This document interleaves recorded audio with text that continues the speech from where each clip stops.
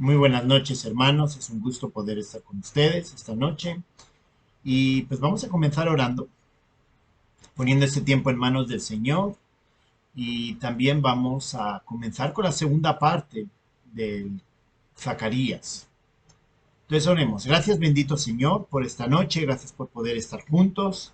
Gracias también por poder compartir este tiempo y poder compartir la palabra. Señor, ayúdanos a comprender lo que vamos a ver hoy. Ayúdanos a entender, Señor, el mensaje que tú tienes y también, Señor, comprender ese mensaje de esperanza que tú tienes para nosotros. Señor, ayúdanos, por favor, y danos entendimiento y sabiduría. Te lo pido en el nombre de Cristo Jesús. Amén. Pues vamos a ver esta noche y antes de comenzar a leer, la semana pasada, cuando estábamos viendo Zacarías, que vimos la primera parte, la introducción, vimos un llamado a volver, a volverse. Ese es el versos del 1 al 6. Es justamente era un llamado para que el pueblo se volviera eh, al Señor nuevamente.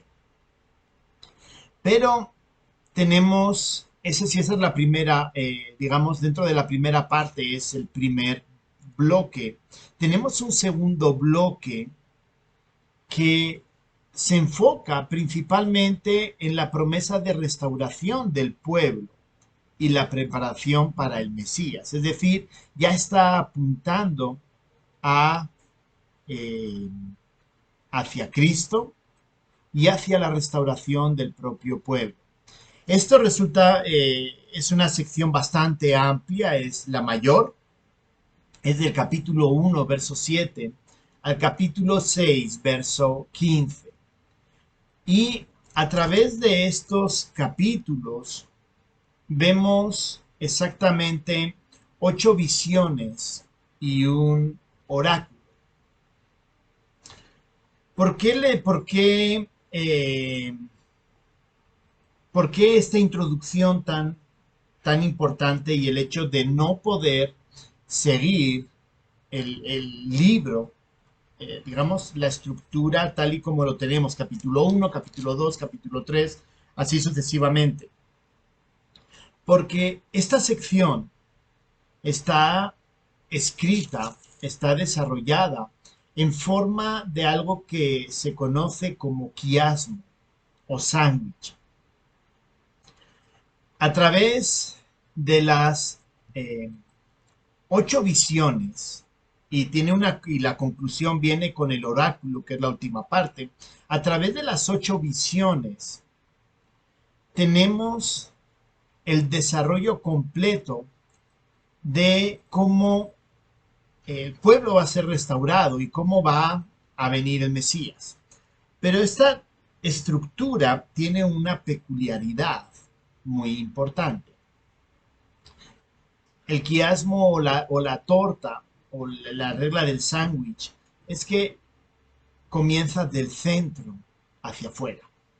Es decir, para entender todo, para entender la primera parte, que es el capítulo 1, versos del 7 al 17, primero tengo que entender capítulo 3 y capítulo 4. Y con el capítulo 1, versos al 7 al 17 hay un paralelo, y en este caso el paralelo se encuentra en el capítulo 6, versos del 1 al 8. Entonces, como si se dan cuenta, no es que sea complejo, pero sí requiere de cierta, digamos, de cambiar el enfoque de estudio. Entonces, de forma general, pues ahora simplemente voy a hacer un resumen de las visiones, eh, no tanto resumen, sino eh, un comentario de cuál es la visión. Entonces, la primera visión que tenemos, capítulo 1, versos del 7 al 17, habla acerca de que la tierra está en paz. ¿De acuerdo? Es la visión de los caballos.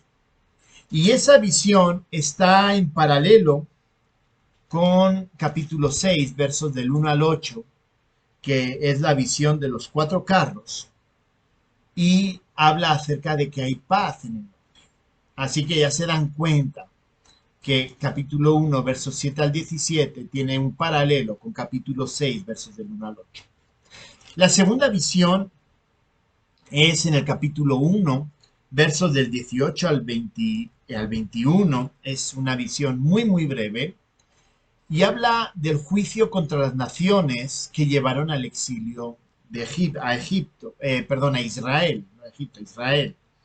Y es la visión de los cuernos y los carpinteros. Dios va a emitir o va a hacer un juicio contra esas naciones que llevaron al exilio a Israel.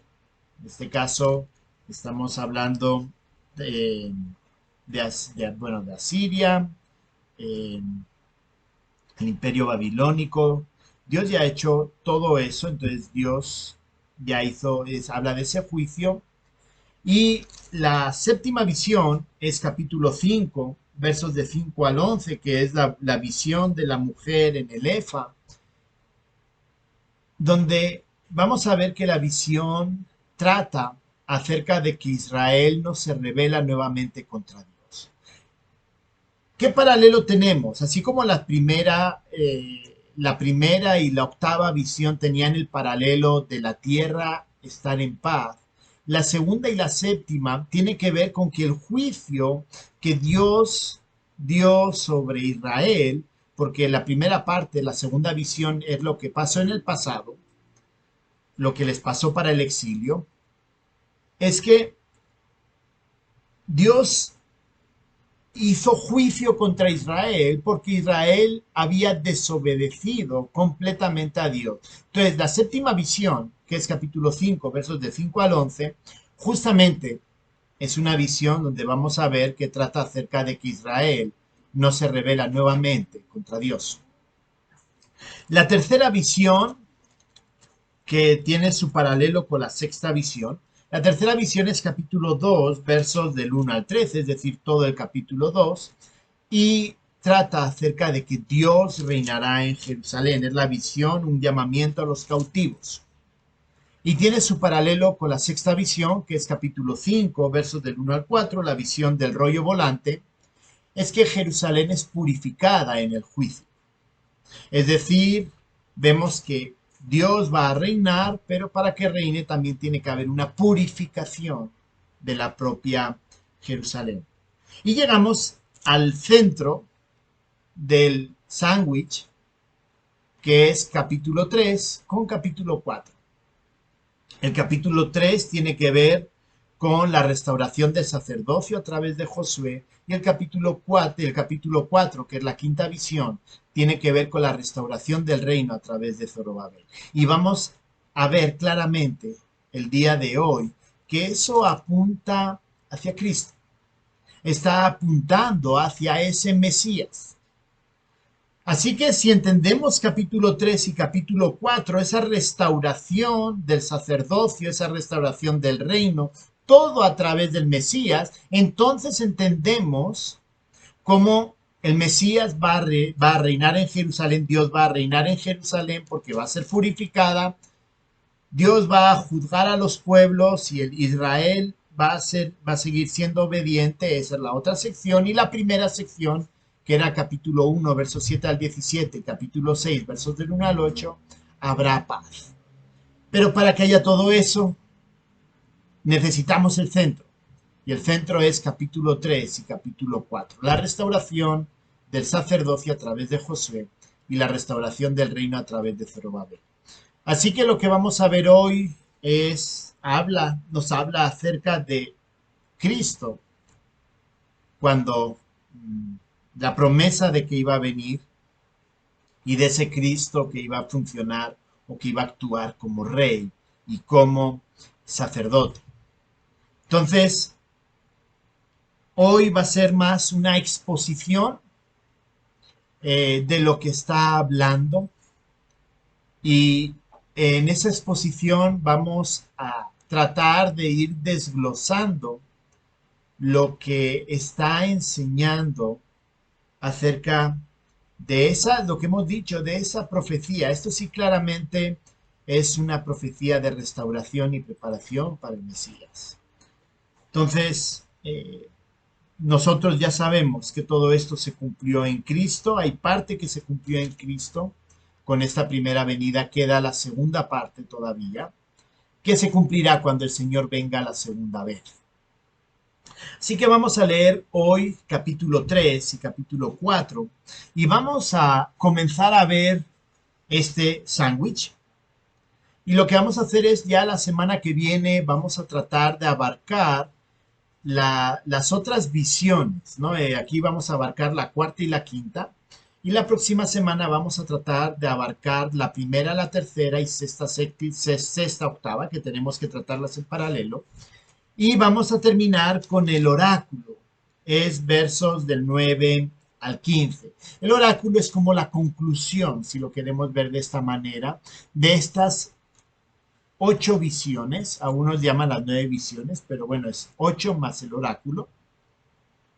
Entonces, el oráculo es la conclusión de esas visiones. Cabe resaltar que esas visiones se dieron todas en el mismo día. Voy a comenzar leyendo capítulo 1, verso 7. A los 24 días del mes 11, que es el mes de Sebat, en el año segundo de Darío, vino palabra de Jehová al profeta Zacarías, hijo de Berequías, hijo de Ido, diciendo: vi de noche. Si nos damos cuenta, luego el verso 18 dice: después alcé mis ojos. Capítulo 2, verso 1, alcé después mis ojos. El verso 3, capítulo 3, verso 1, me mostró el sumo sacerdote. 4, volvió el ángel. 5, de nuevo alcé mis ojos. Capítulo 5, verso 1. Capítulo 5, verso 5, y salió aquel ángel. Capítulo 6, verso 1, de nuevo alcé mis ojos. Si nos damos cuenta, es una narrativa que se está dando todo en el mismo momento. Así que eso está sucediendo. Las 8 visiones y el oráculo se dan en el mismo tiempo. Así que vamos a comenzar leyendo capítulo 3 y capítulo 4 y vamos a ir exponiendo un poquito acerca de estas visiones. Me mostró al sumo sacerdote Josué, el cual estaba delante del ángel de Jehová, y Satanás estaba a su mano derecha para acusarle. Y dijo Jehová a Satanás: Jehová te reprenda, oh Satanás. Jehová, que ha escogido a Jerusalén, te reprenda. ¿No es este un tizón arrebatado del incendio? Y Josué estaba vestido de vestiduras viles y estaba delante del ángel. Y habló el ángel y mandó a los que estaban delante de él, diciendo: quitadle esas vestiduras viles. Y a él le dijo: mira que he quitado para ti tu pecado, y te he hecho vestir ropas de gala. Después dijo: pongan mitra limpia sobre su cabeza. Y pusieron una mitra limpia sobre su cabeza y le vistieron de las ropas. Y el ángel de Jehová estaba en pie. Y el ángel de Jehová amonestó a Josué diciendo: así dice Jehová de los ejércitos: si anduvieses por mis caminos y si guardares mi ordenanza, también tú gobernarás mi casa, también guardaré mis atrios, y entre estos que aquí están te daré lugar. Escucha pues ahora, Josué, sumo sacerdote, tú y tus amigos que se sientan delante de ti, porque son varones simbólicos. He aquí yo traigo a mi siervo, el renuevo. Porque he aquí aquella piedra que puse delante de Josué, sobre esta única piedra hay 7 ojos. He aquí yo grabaré su escultura, dice Jehová de los ejércitos, y quitaré el pecado de la tierra en un día. En aquel día, dice Jehová de los ejércitos, cada uno de vosotros convidará a su compañero debajo de su vid y debajo de su higuera. Así que tenemos esta primera visión que habla acerca de la restauración del sacerdocio a través de Josué, y es muy interesante porque utiliza a Josué para apuntar hacia el Mesías, verso 9, que está hablando acerca de esa persona que se llama el renuevo. Ese renuevo está hablando del Mesías. Así que tenemos una restauración del sacerdocio. Y como bien conocemos de Hebreos, el Cristo, el Mesías, fue el sumo sacerdote según la orden de Melquisedec, una orden superior a lo establecido a través de los levitas. Cristo no pertenecía a los levitas, pertenecía a una orden superior Y él podía ser ese sumo sacerdote. Y él es, perdón, no podía ser, él es ese sumo sacerdote. Vamos a leer también la quinta visión, que es capítulo 4. Y ahora vamos a ver que hay un cambio. Si el capítulo 3 me hablaba acerca del sacerdocio, capítulo 4 me está hablando acerca de reyes. Volvió el ángel que hablaba conmigo y me despertó como un hombre que es despertado en su sueño. Y me dijo, ¿qué ves? Y respondí, he mirado y he aquí un candelabro todo de oro, con un depósito encima, y sus 7 lámparas encima del candelabro, y 7 tubos para las lámparas que están encima de él. Y junto a él 2 olivos, el uno a la derecha del depósito y el otro a su izquierda. Proseguí y hablé diciendo a aquel ángel que hablaba conmigo, ¿qué es esto, Señor mío? Y el ángel que hablaba conmigo respondió y me dijo, ¿no sabes qué es esto? Y dije, no, Señor mío. Entonces respondió y me habló diciendo, esta es la palabra de Jehová a Zorobabel, que dice, no con ejército ni con fuerza, sino con mi espíritu, ha dicho Jehová de los ejércitos. ¿Quién eres tú, oh gran monte? Delante de Zorobabel serás reducido a llanura. Él sacará la primera piedra con aclamaciones de gracia, gracia a ella. Vino palabra de Jehová a mí diciendo, las manos de Zorobabel echarán el cimiento de esta casa, y sus manos la acabarán. Y conocerás que Jehová de los ejércitos me envió a vosotros. Porque los que menospreciaron el día de las pequeñeces se alegrarán, y verán la plomada en la mano de Zorobabel. Estos 7 son los ojos de Jehová que recorren toda la tierra. Hablé más y le dije, ¿qué significan esos 2 olivos a la derecha del candelabro y a la izquierda?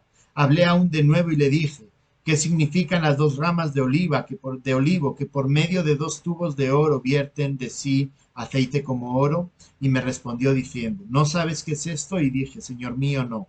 Y dijo, estos son los 2 ungidos que están delante del Señor de toda la tierra.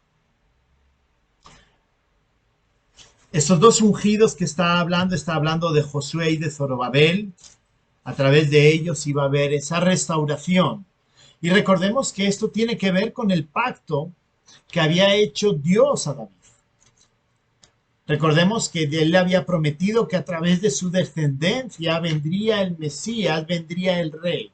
Y entonces capítulo 4 está hablando de cómo Dios promete o ratifica el cumplimiento de que vendría el Mesías a reinar. En el verso 6. Esta es la palabra de Jehová Zorobabel que dice, no con ejército ni con fuerza, sino con mi espíritu, ha dicho Jehová de los ejércitos. Y le dice, ¿quién eres tú, oh gran monte? Delante de Zorobabel será reducida llanura, él sacará la primera piedra con aclamaciones de gracia, gracia a ella. Vino palabra de Jehová a mí diciendo, las manos de Zorobabel echarán el cimiento de esta casa, y sus manos la acabarán. Está hablando del Mesías. Y está hablando de que el descendiente, está prometido de que de ese descendiente de Zorobabel, que Zorobabel es descendiente de David, iba a tomar ese trono. Él iba a comenzar el trabajo y este Mesías lo iba a terminar. Así que tenemos 2 textos que son bien importantes y que nos están hablando y nos están apuntando ya hacia el propio Mesías. Así que vamos a ir poco a poco y vamos a empezar con el capítulo 3 y vamos a ver versos del 1 al 5. Vamos a ir tratando de entenderlo. Comienza el verso 1, me mostró al sumo sacerdote Josué, el cual estaba delante del ángel de Jehová, y Satanás estaba a su mano derecha para acusar. Tenemos aquí al ángel de Jehová, una teofanía de Dios. Muchos piensan, muchos creen y están convencidos que cuando habla de este ángel de Jehová, es el Cristo preencarnado, ¿no? ¿Por qué digo muchos? Porque, digamos, hay momentos que utiliza la expresión ángel de Jehová y no está hablando de la teofanía. Pero en este caso sí hay un acuerdo a que es el Cristo preencarnado, que fue también presentado en el capítulo, vamos a ver que es presentado en el capítulo 1, versos 11 y 12. Y resulta bien interesante que no solamente está esta teofanía, este Cristo, sino que está Josué y también está Satanás. Está tratando de acusar a Josué. El hecho de que Satanás esté tratando de acusar a Josué es básicamente por su pecado. Es básicamente por su pecado. Entonces, Satanás está acusándolo, Josué está siendo el blanco de Satanás. Pero Satanás interrumpe. Verso 2. Y dijo Jehová, Jehová te reprenda, oh Satanás. Está hablando de Dios Padre. Jehová te ha escogido, que ha escogido a Jerusalén, te reprenda. ¿No es este un tizón arrebatado del incendio? Hay un tizón. Y dice, Josué estaba vestido de vestiduras viles y estaba delante del ángel, verso 4, y habló el ángel y mandó a los que estaban delante de él diciendo, quitad estas vestiduras viles. Y dice, y a él le dijo, mira que te he quitado de ti tu pecado y te he hecho vestir de ropas de gala. Ese tizón, recordemos que es un poco, es muy paralelo a Isaías capítulo 6, cuando se encuentra delante del Señor. Y Isaías dice, pobre de mí que estoy delante del Señor y soy pecador, ¿no? Y que hace con un carbón encendido, le toca los labios como señal de que es perdonado sus pecados. Y aquí tenemos ese tizón con esa misma señal. Y no solamente eso, sino que esas vestiduras viejas simbolizando el pecado, le son quitadas y le son dadas nuevas vestiduras. Es decir, el Señor restaura a Josué. Y dice, pongan mitra limpia, verso 5, sobre su cabeza, y pusieron una mitra limpia sobre su cabeza y le vistieron las ropas, y el ángel de Jehová estaba en pie. Así que tenemos un primer acto, versos del 1 al 5, donde vemos que está el Señor, vemos que está Satanás, vemos que está Josué, y vemos que eh,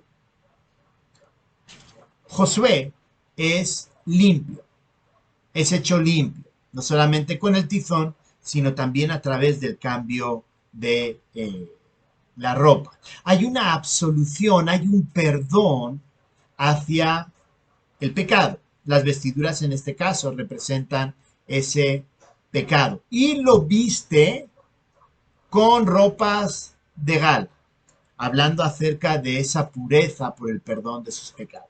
Así que tenemos un primer acto aquí, hablando acerca de esa acción simbólica del perdón. Y tenemos una segunda parte, hablando acerca de este Josué, de esa restauración del sacerdocio. Estamos pensando, teniendo en mente la restauración del sacerdocio a través de Josué. ¿Qué hace con Josué? Lo perdona en primer lugar y lo restaura. Pero vemos una segunda parte, versos 6 al 10.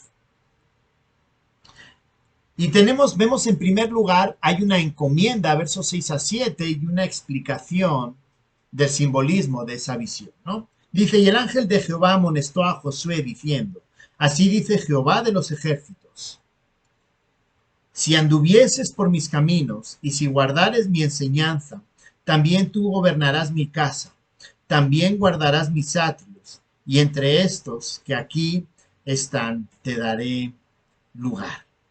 Así que tenemos una primera parte, que es una invitación a caminar en los caminos del Señor. Y vemos que hay en primer lugar, hay una actitud personal, que está diciéndole, si anduvieses por mis caminos y si guardases mis ordenanzas, entonces hay una consecuencia. Gobernarás mi casa, guardarás mis atrios, y entre estos que aquí están, te daré lugar. Es decir, si él cumplía con lo establecido a nivel sacerdotal, con sus deberes sacerdotales, si guardaban su palabra, lo que iban a tener era un disfrute de un ministerio permanente, de estar en el templo y tendrían un lugar entre los que estaban allí. Entonces tenemos esta primera parte, que hay una encomienda a Josué. La encomienda a Josué tiene que ver con que él decida, tome esa actitud personal hacia sus deberes y Dios promete bendición si él la tomaba. Pero luego vemos una segunda parte, versos 8 al 10, en el cual hay varios elementos a tener en cuenta. Dice, escucha pues ahora Josué, sumo sacerdote, tú y tus amigos que se sientan delante de ti, porque son varones simbólicos. He aquí yo traigo a mi siervo el renuevo. Esos varones simbólicos podemos entender que son las cosas por venir. Y la purificación, esa purificación que está hablando, está apuntando hacia Cristo. Lo que le está haciendo a Josué es algo que se va a dar plenamente, completamente con el Mesías. Es decir, lo que ahora es un tipo, lo que ahora está tratando como un tipo a Josué, se cumplirá plenamente con Jesucristo. En este caso el sacerdote es perdonado, pero en el caso de Cristo, Él es el que perdona completamente. Él es el Mesías. Así que está hablando acerca de un cumplimiento pleno. Yo traigo a mi siervo el renuevo. Ese renuevo tiene que ver con esa descendencia davídica. Ese Cristo que tenía que venir. Y entonces miren lo que le dice acerca de este Cristo. Porque aquí aquella piedra que puse delante de Josué, es decir, si Josué fue restaurado, alguien mayor, que es Cristo que iba a venir, que puse delante de Josué, sobre esta única piedra hay 7 ojos. ¿Se dan cuenta que los 7 ojos también lo vemos en el capítulo 4?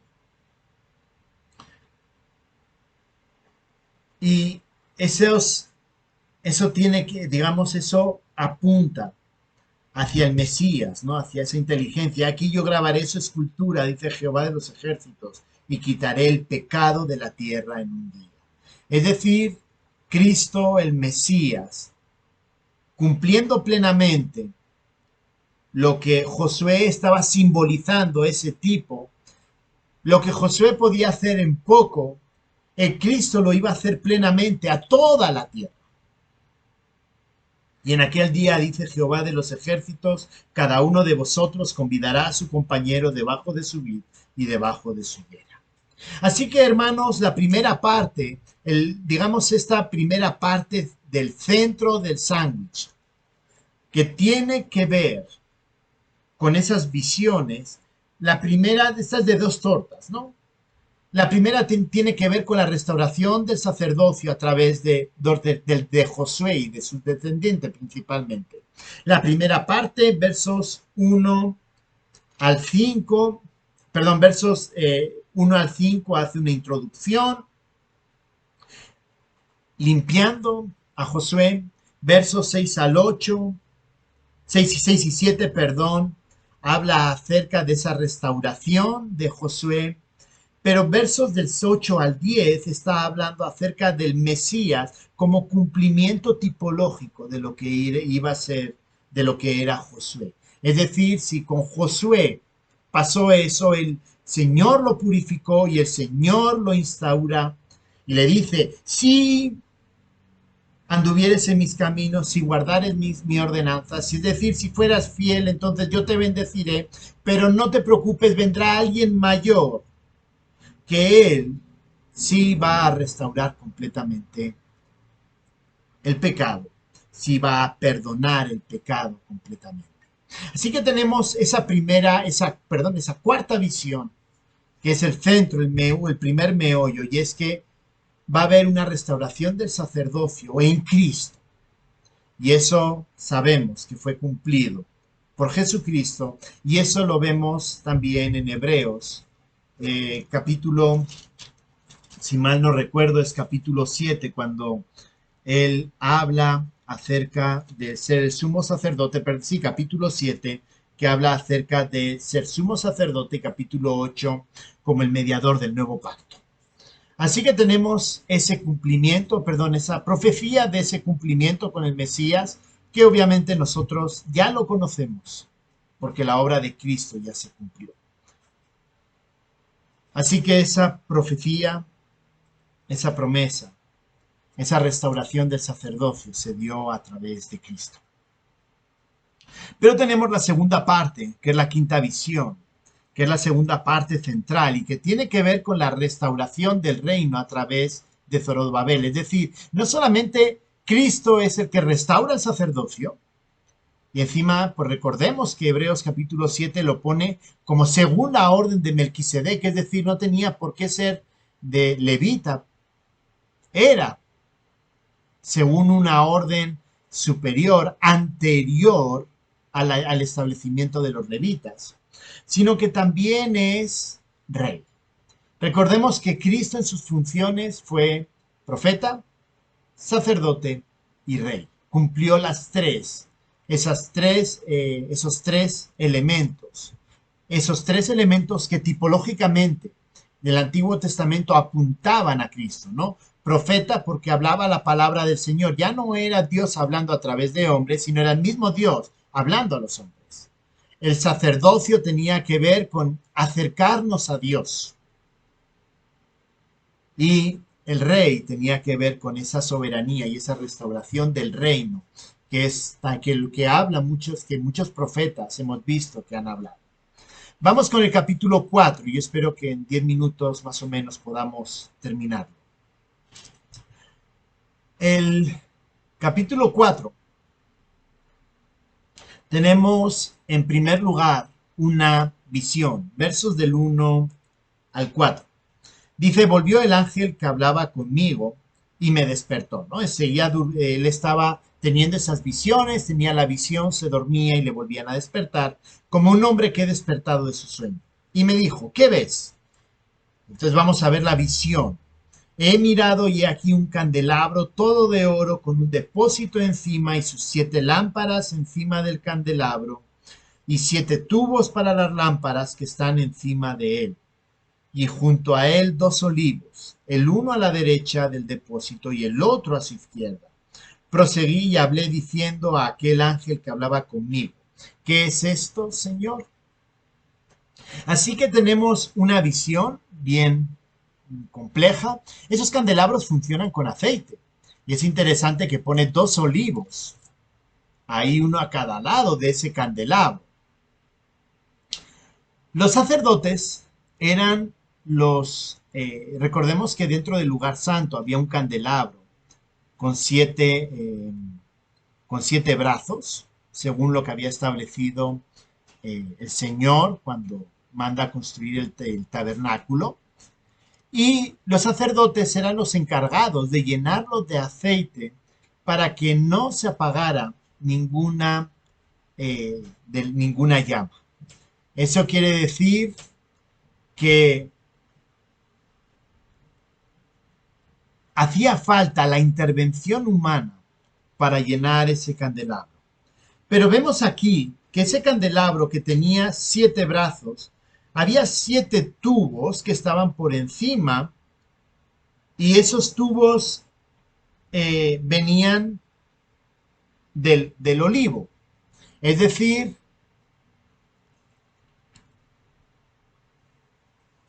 el aceite caía, según esos tubos estaban por encima, estaban suspendidos. Y entonces el aceite fluía por sí solo. Ya no hacía falta la acción humana para mantener la llama encendida. vemos que Zacarías hace la pregunta, ¿qué es esto, Señor mío? Por la respuesta que vamos a ver ahora, es muy probable que estuviera hablando acerca de los olivos, ¿no? O sea, él entendía la lámpara, él entendía esos tubos que estaban suspendidos, 7 para cada uno. eh, Había un depósito con 7 y sus 7 lámparas encima de ese candelabro y 7 tubos para las lámparas que están encima de él, ¿no? Había eso. Es decir, quiere decir que había un depósito que lo iba llenando, pero parece ser que la pregunta viene por el verso 3 y junto a él 2 olivos, el uno a la izquierda del depósito y el otro a su derecha. ¿Y qué es esto, no? Y entonces, del verso 5 al verso 10, vemos la respuesta. El ángel que hablaba conmigo respondió y me dijo, ¿no sabes qué es esto? Y dije, no, Señor mío.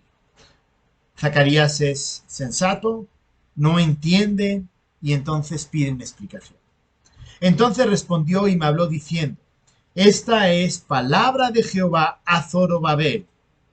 Es decir, Zacarías, Dios está hablando a Zacarías a través de una visión y en esa visión le dice, lo que te voy a contar tiene que ver o es para Zorobabel. No con ejército ni con fuerza, sino con mi espíritu, ha dicho Jehová de los ejércitos. Con mi espíritu. ¿Quién eres tú, oh gran monte? Delante de Zorobabel será reducido a la llanura. Él sacará la primera piedra con aclamaciones de gracia, gracia a ella. Vino palabra de Jehová a mí diciendo, las manos de Zorobabel echarán el cimiento de esta casa y sus manos la acabarán. Y conocerás que Jehová de los ejércitos me envió a vosotros. Porque los que menospreciaron el día de las pequeñeces se alegrarán y verán la plomada en la mano de Zorobabel. Estos 7 son los ojos de Jehová que recorren toda la tierra. Está hablando del templo y está hablando de que Zorobabel iba a terminar de reconstruir el templo. Y en ese terminar de reconstruir el templo, y dice, no es con fuerza, ni con ejército, ni con fuerza, sino con mi espíritu. Y eso lo podemos ver en Esdras, que se termina de reconstruir el templo. Y estaban tratando de impedirlos, pero al final el rey Darío termina permitiendo la finalización del templo y no hizo falta ningún tipo de ejército para finalizarlo.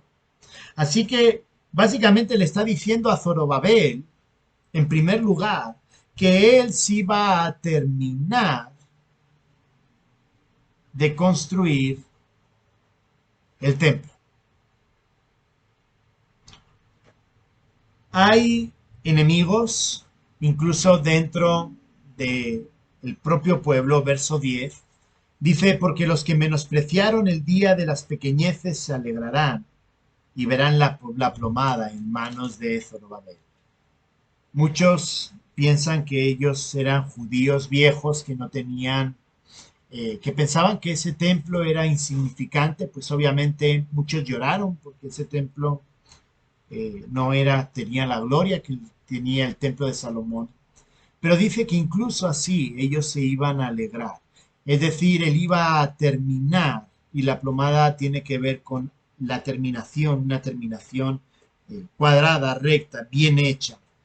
Zorobabel iba a terminar el templo. Así que tenemos una primera visión y tenemos una segunda parte que habla acerca de cómo Zorobabel va a terminar el templo. Pero falta todavía por explicar a la pregunta ¿qué es esto? Hablando acerca de los olivos.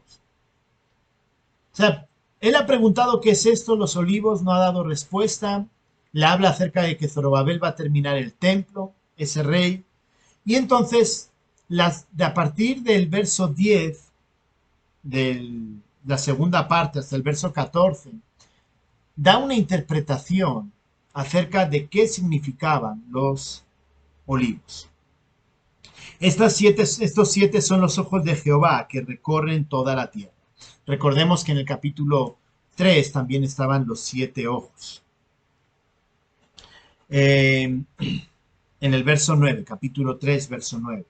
Dice, y hablé más y dije, ¿qué significan estos dos olivos a la derecha del candelabro y a su izquierda? No vuelva a insistir en la pregunta. Hablé aún de nuevo y le dije, ¿qué significan las dos ramas de olivo que por medio de dos tubos de oro vierten de sí aceite como oro? Es decir, los olivos llenaban el depósito y del depósito goteaba el aceite al candelabro. Y entonces hace la pregunta, bueno, ¿y qué es todo eso? ¿Y qué dice? Y me respondió diciendo, ¿no sabes qué es esto? Y dije, Señor mío, no. Y él dijo, estos son los dos ungidos que están delante del Señor de toda la tierra. Esos ungidos está hablando acerca de Josué y de Zorobabel. Josué como sacerdote, Zorobabel como rey. Y volvemos a lo mismo, capítulo 3. Josué está tipificando a Cristo como sacerdote. Y aquí vuelve a insistir acerca de estos ungidos que están tipificando al Mesías como sacerdote y como rey. Es decir, quién iba a mantener la llama del candelabro que tenía que ver con la presencia del Señor en medio del pueblo.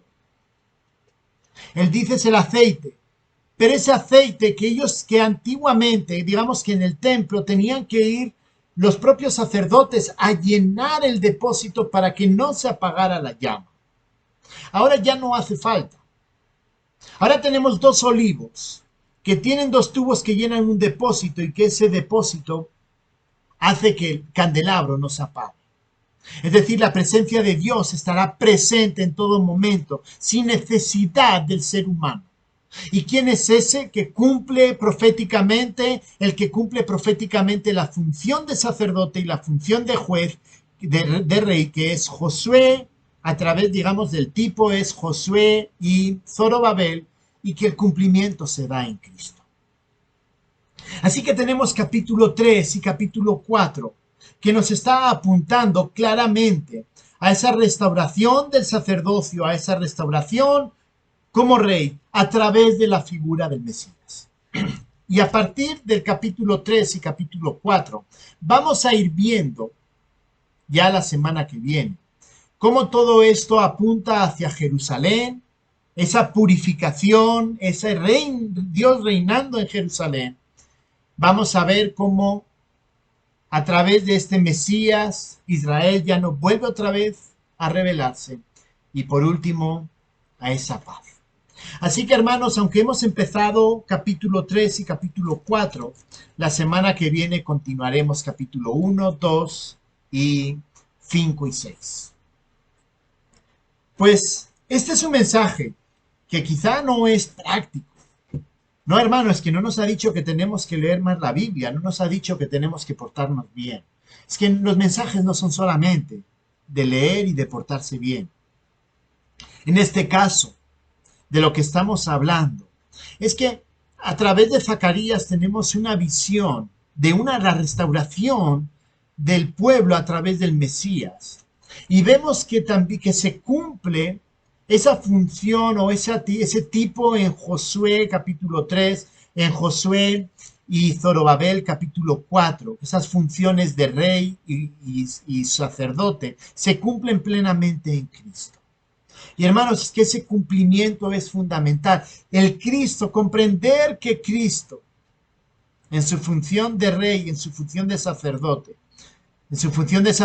nos da acceso al Señor, en su función de rey, sabemos que un día gobernará plenamente este reino. Debe ser un motivo de gozo y de esperanza para nosotros. Hermanos, un día estaremos con ese rey, con ese sacerdote, estaremos con él viviendo plenamente. Pues hermanos, que estas palabras nos ayuden a seguir confiando en él y a seguir adelante. Oremos. Gracias, bendito Señor, por esta palabra. Gracias, Señor, por esta palabra de ánimo a través de esa figura que vemos a través de Josué y de Zorobabel en el cumplimiento en el Mesías. Señor, ayúdanos a vivir con gozo, sabiendo que tenemos esperanza en ti. Y muchísimas gracias, Señor, por todo lo que tú nos has ayudado. Gracias, Señor, porque tú has cumplido tu palabra. Y ese cumplimiento nos ayuda a nosotros a tener esperanza y certeza de lo que estamos viviendo ahora. Señor, muchísimas gracias. En el nombre de Cristo Jesús. Amén. Buenas noches, hermanos.